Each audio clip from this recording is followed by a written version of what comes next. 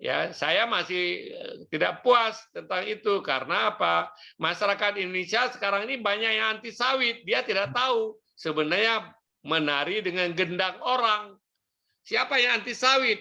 Produser kompetisi sawit.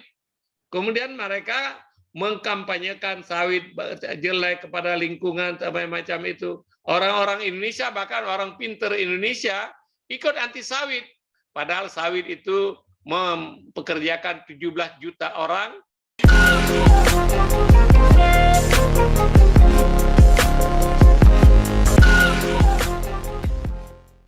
Halo Biotizen, sudah tahu belum kalau sekarang ada metode baru pengambilan sampel untuk deteksi COVID-19 selain swab lo? BioSaliva merupakan alternatif pengambilan sampel untuk deteksi COVID-19. Dengan BioSaliva, tes PCR COVID-19 akan lebih nyaman karena sampelnya diambil melalui metode kumur-kumur.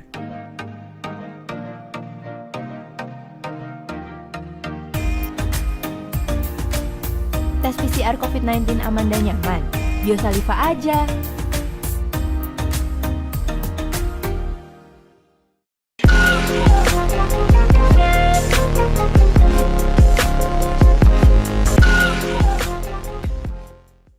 Assalamualaikum warahmatullahi wabarakatuh. Bersama saya Bambang Sadono di kanal Inspirasi untuk Bangsa.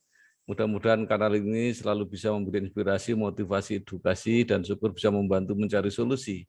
Bapak Dr. Sofyan Jalil, SH, MA, kemudian juga MALD, nanti bisa diterangkan sendiri oleh beliau.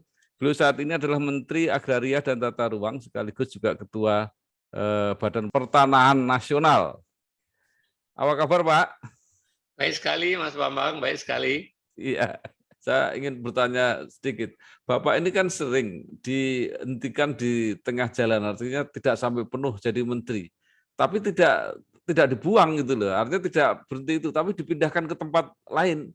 Nah, pertanyaannya adalah apakah memang Bapak dibutuhkan di tempat lain atau ada yang ingin ditempatkan di tempat Bapak? Ya, dua-dua seperti itu kan. Iya. Saya kalau Pak JK mengatakan Sofyan ini seperti kunci Inggris, tahu nggak kunci Inggris? Ya, dipakai apa aja bisa. Bisa apa aja, adjustable range bahasa Inggrisnya, tinggal di style aja gitu kan. Jadi mau pakai apa? Pak JK mengatakan ini Sofyan ini dari Menteri ICT sampai Menteri Agama bisa. Menteri Agama saya sekolah-sekolah agama. Itu joke-nya kan. Jadi nah, intinya adalah apakah saya diperlukan tempat lain atau kantor tempat saya perlu diisi orang lain, itu sangat tergantung pertimbangan Presiden. Tapi alhamdulillah saya pikir dalam posisi dimanapun saya berada, saya menciptakan nilai tambah. Ya, di Kominfo 2 tahun lebih saya mereform Kominfo, sistem frekuensi, tender frekuensi yang sangat transparan, menyiapkan roadmap untuk perkembangan ICT dari 2G, 3G, 4G, bagaimana mempersiapkan frekuensi. Alhamdulillah. Ya, di BUMN saya 2,5 tahun, banyak sekali yang kita melakukan reform. Ya, intinya itu tadi, mau mendengar dan harus punya kemampuan berpikir dan bacaan yang banyak. Ya. Nah, di BUMN saya meninggalkan banyak legacy yang baik. Ya kan, Garuda, membereskan Garuda, walaupun sekarang Garuda kolaps kembali, ya kan, karena COVID. Bereskan kereta api, bereskan pelabuhan Pelindo, bereskan PGN, dan lain-lain. Ya. Dan kemudian salah satu adalah meletakkan dasar supaya Inalum diambil alih oleh Republik Indonesia.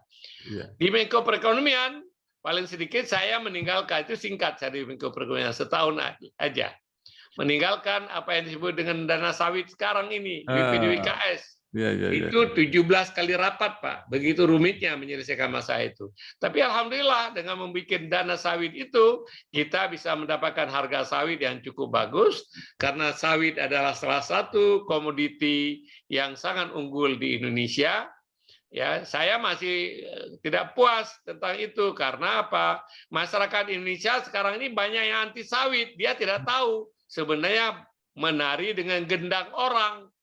Siapa yang anti sawit? Produser kompetisi sawit. Kemudian mereka mengkampanyekan sawit jelek kepada lingkungan, macam itu. Orang-orang Indonesia, bahkan orang pinter Indonesia, ikut anti sawit. Padahal sawit itu mempekerjakan 17 juta orang, dan sawit adalah miracle crop. Tidak ada tanaman seproduktif sawit. Sawit bisa memproduksi minyak sampai dengan 8 ton minyak per hektar. Kalau di Eropa mereka tanam rapeseed, itu paling tinggi 1 ton. Bunga matahari paling tinggi 1 ton. Oleh sebab itu kalah bersaing dengan itu, mereka nyerang sawit. Sayangnya orang-orang Indonesia, ya kan, banyak sekali yang kemudian menari dengan gendang orang. Nah, alhamdulillah, jadi di Bappenas saya meninggalkan legacy, di BPN ini yang sekarang sudah 5 tahun, alhamdulillah banyak hal-hal yang baik kami lakukan di sini. Karena prinsip saya, Mas Bambang, dimanapun berada harus menciptakan nilai tambah. Ya.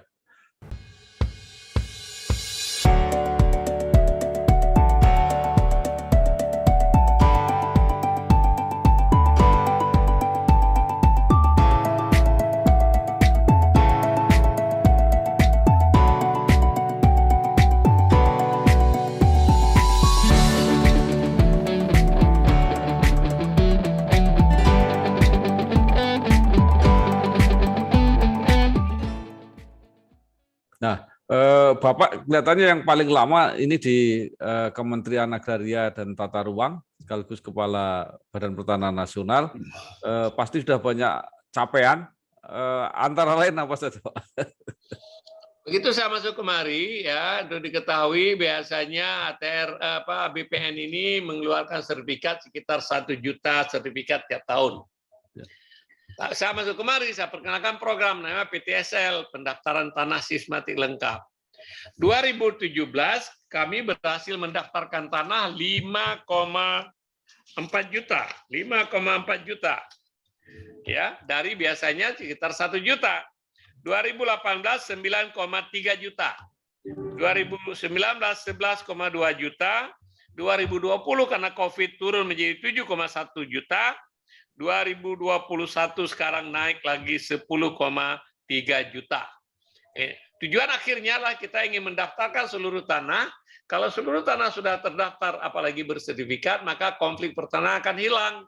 Pada saat yang sama, masyarakat Indonesia akan diberikan senjata untuk mereka bisa ikut di dalam financial inclusion, menggunakan pinjaman lembaga keuangan formal dan terbebas daripada rentenir.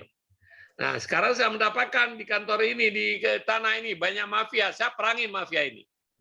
Saya mengatakan mafia nggak boleh menang. Kita akan kejar sampai ke ujung langit. Ya. Supaya ini mafia ini jahat sekali loh. Mafia itu nggak banyak, temannya yang banyak. Temannya oknum BPN, oknum aparat penegak hukum, oknum pengadilan, oknum PPAT, oknum lawyer. Itu semua jaringan mafia tanah, oknum-oknum tersebut, untuk kemudian ingin mendapatkan tanah secara ilegal. Oleh sebab itu, tujuan akhir saya adalah bagaimana menciptakan kepastian hukum dalam bidang pertanahan. Ya, mungkin yang menarik tanah-tanah yang hak adat yang kelihatannya semakin lama semakin berkurang, Pak, itu. Enggak, hak adat kita akui sesuai dengan undang-undang. Masyarakat hak adat dan hak wilayah tetap diakui sepanjang masih ada. Itu kan prinsipnya. Ya. Undang-Undang Nomor 5 mengatakan tanah-tanah adat, tanah-tanah wilayah tetap diakui sepanjang masih ada. Ya. Nah, tetapi untuk diketahui, kalau dalam perkembangan dunia ini, itu trennya adalah lama-kelamaan tanah itu menjadi individualisasi, menjadi hak milik.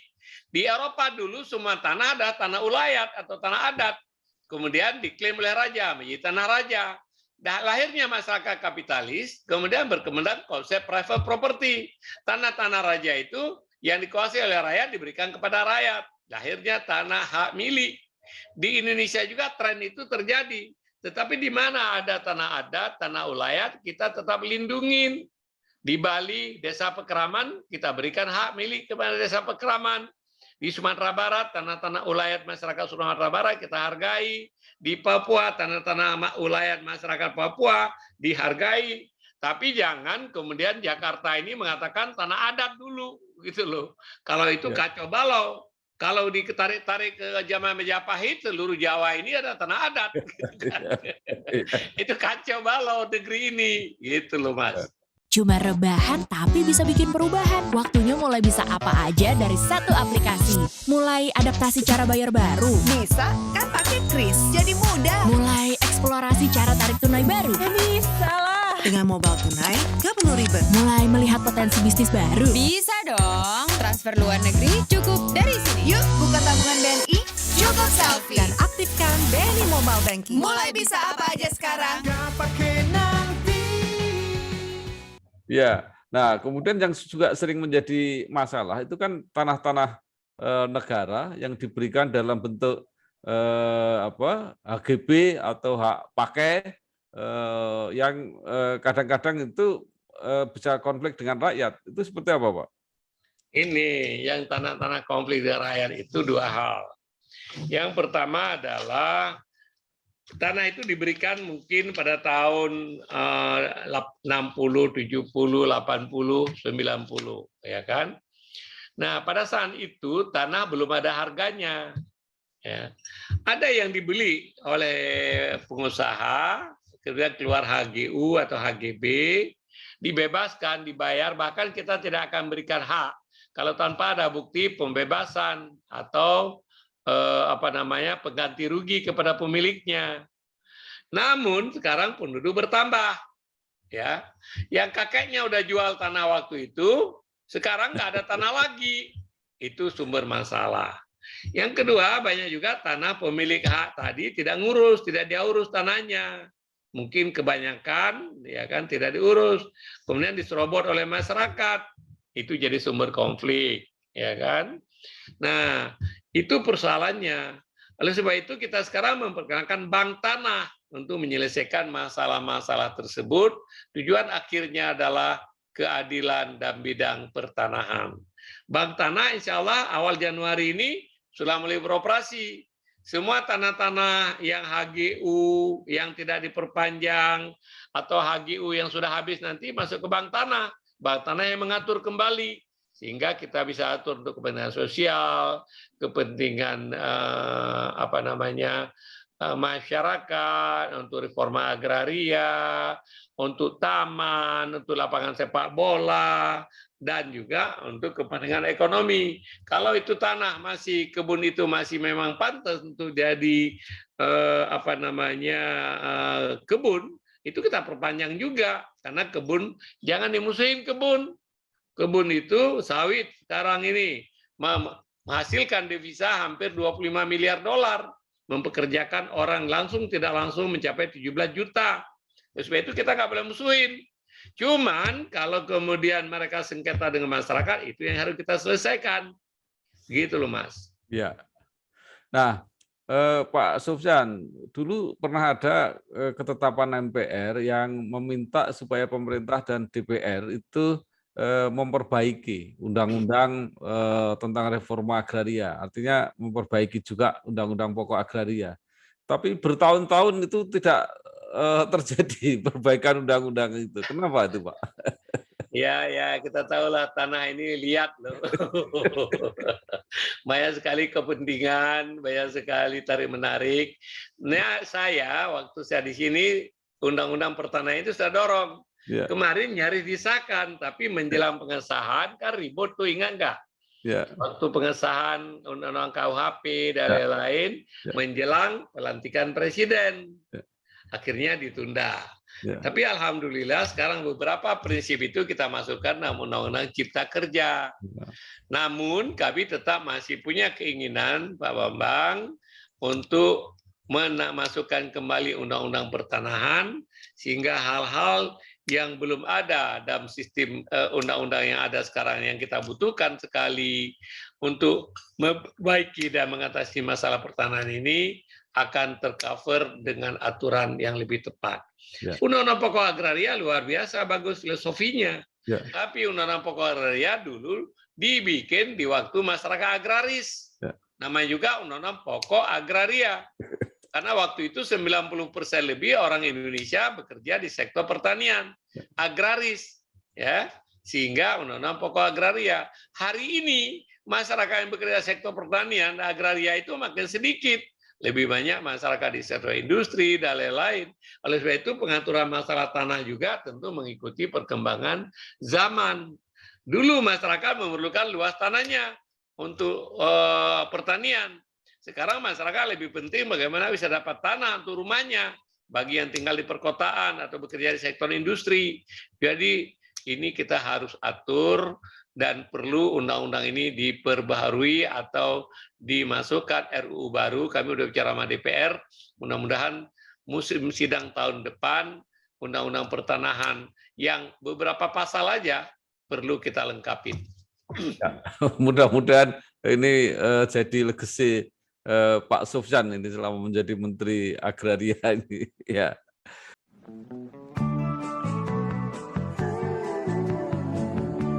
Soal KPR dan punya rumah, dari dulu cuma ada satu nama, satu bank yang megang banget.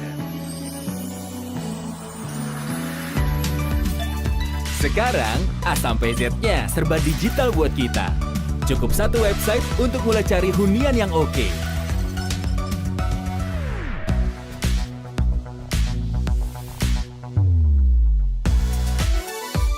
Lagi sesibuk apapun, cukup satu fitur ngajuin KPR online.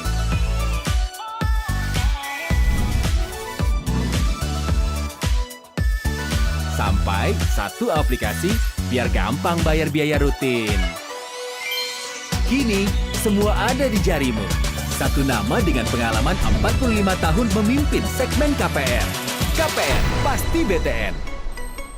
Baik. Ya, Pak Sofyan, ini agak menyimpang sedikit, tetapi orang selalu mengenang Pak Sofyan Djalil ini terlibat aktif dan membantu ketika ada perundingan perdamaian di Aceh. Padahal Bapak bukan orang yang sebenarnya tugasnya di situ.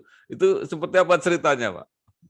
Cerita begini, waktu Pak SBY JK run sebagai presiden, salah satu janji politiknya adalah kalau mereka terpilih akan menyelesaikan konflik Aceh secara bermartabat kepada semua. Begitu mereka terpilih, maka dicobalah untuk negosiasi sama GAM. Pak Wapres Yusuf Kala waktu itu yang bikin tim untuk negosiasi. Tim negosiasi terdiri daripada Hamid Awaludin, waktu Menteri Hukum dan HAM, saya waktu itu Menteri Kominfo, kemudian ada Pak Usman Basya, Jenderal TNI dari Menteri Pertahanan, Kementerian Pertahanan, ada Pak Farid Husin. Farid Husin dulu Deputi Pak JK di Menko Kesra, dan ada Pak diplomat junior waktu itu dari Kemlu, Pak Puja. Jadi 5 orang ditunjuk sebagai tim untuk negosiasi dengan GAM. Nah, disitulah kami terlibat. Kenapa saya dipilih? Ya, karena pertimbangan Pak JK bahwa saya orang Aceh, ngerti masalah kultur dan lain-lain, ya kan? Kemudian tuh diketahui doktor saya di sekolah diplomasi, Mas. Ya. PhD saya di School of Law and Diplomacy, di Fletcher School of Law and Diplomacy. Jadi masalah negosiasi kita pelajari juga, ya kan? Jadi dari situ saya terlibat dan kami negosiasi 8 ronde di Helsinki. Akhirnya alhamdulillah berhasil diteken MOU Helsinki untuk menyelesaikan konflik di Aceh. Alhamdulillah berhasil sekali, bahkan sekarang dianggap salah satu model penyelesaian konflik yang terbaik di negara ketiga. Setelah terjadi MOU Helsinki, nggak ada orang terbunuh lagi di Aceh. Senjata GAM berhasil kita mereka nyerahkan dan kita hancurkan. orang-orang GAM dan semua yang terlibat dalam proses GAM diampunin, semua pengungsi orang GAM yang kabur ke luar negeri dan dapat suaka di luar negeri diberikan kembali warga negaranya, bahkan mereka yang jadi gubernur, ya kan, jadi pejabat-pejabat semua dikembalikan. Karena kita menganggap bahwa pemberontakan GAM itu adalah karena salah pengertian aja, dan mereka adalah saudara kita. Penyelesaian ini adalah satu model penyelesaian konflik yang paling bagus di negara berkembang.